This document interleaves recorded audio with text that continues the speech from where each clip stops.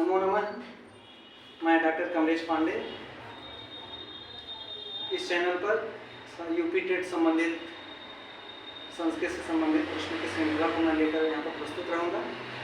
आइए हम सभी लोग महेश्वर सूत्र के बारे में यहाँ देखते हैं, क्योंकि महेश्वर सूत्र से 100% प्रश्न आता है।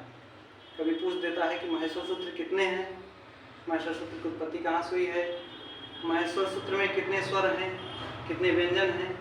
ऐसे प्रश्नों को यूपी टेट, सी टेट में प्रश्न आते हैं। तो आइए हम आप सभी लोगों के सामने बताता हूँ कि कितने महेश्वर सूत्र हैं, कितने इसमें स्वर हैं, कितने व्यंजन हैं, कितने यतिसंज्ञक वर्ण हैं। इसके बारे में मैं बताएंगे आप सभी सामने।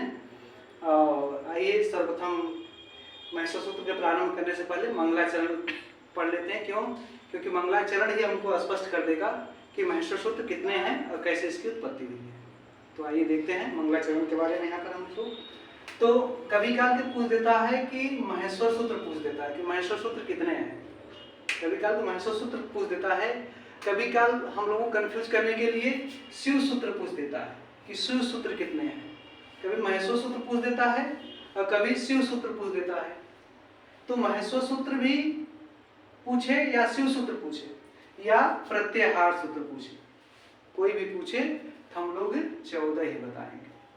तो आइए क्या नाम है, सर्वप्रथम मंगलाचरण से कार्यक्रम का प्रारंभ करते हैं। इसका क्या नाम है नृत्यावसाने नटराज राजो ननाद ढक्काम नौ पंचवारम उद्धर्तु कामानि शनकादिसिद्धम् एतद् विमर्शे शिवसूत्र जालम। तो यह मंगलाचरण हमको स्पष्ट कर रहा है, बता रहा है कि महेश्वर सूत्र में 14 महेश्वर सूत्र है। कैसे? क्योंकि कह रहा है कि 9 पंच वारम। वारम मतलब होता है बार, वारम मतलब होता है बार। क्या कितने बार? 9 और 5 अर्थात 9 और कितना कर रहा है 5 अर्थात 9 5 14 बार। तो एक क्या नाम है नृत्यावसाने नटराज राजो। भगवान शंकर जी जब सनकादि सिद्धांत करें, सनकादि सनक सनातन ऋषि थे। सनक सनातन ऋषियों ने जब तपस्या कर रहे थे, ऋषि जब तपस्या कर रहे थे, तो इनके साथ पाणिनि जी भी तपस्या कर रहे थे। पाणिनि जी भी तपस्या कर रहे थे, अर्थात जब सनक सनातन ऋषियों के साथ पाणिनि जी तपस्या कर रहे थे तो भगवान शंकर जी अत्यंत प्रसन्न हुए, इनके तपस्या से अत्यंत प्रसन्न हुए। जब प्रसन्न हुए तो करें नृत्य अवसाने, नृत्य मतलब नृत्य के, अवसान मतलब समापन पर। नृत्य के समापन पर कौन? नटराज राजो अर्थात नटराज के जो राजा है भगवान शिव, नृत्य के अवसान पर ननाद, ननाद मतलब होता है बजाया। क्या बजाया? ढक्काम, ढक्काम मतलब डमरू को। भगवान शंकर जी नृत्य के अवसान पर अपने डमरू को क्या किया? बजाया। जब बजाया उन्होंने कितनी बार बजाया? 9 और 5 अर्थात 9 और 5 बार, 12 मतलब बार, 9 और 5 बार उन्होंने क्या किया? बजाया।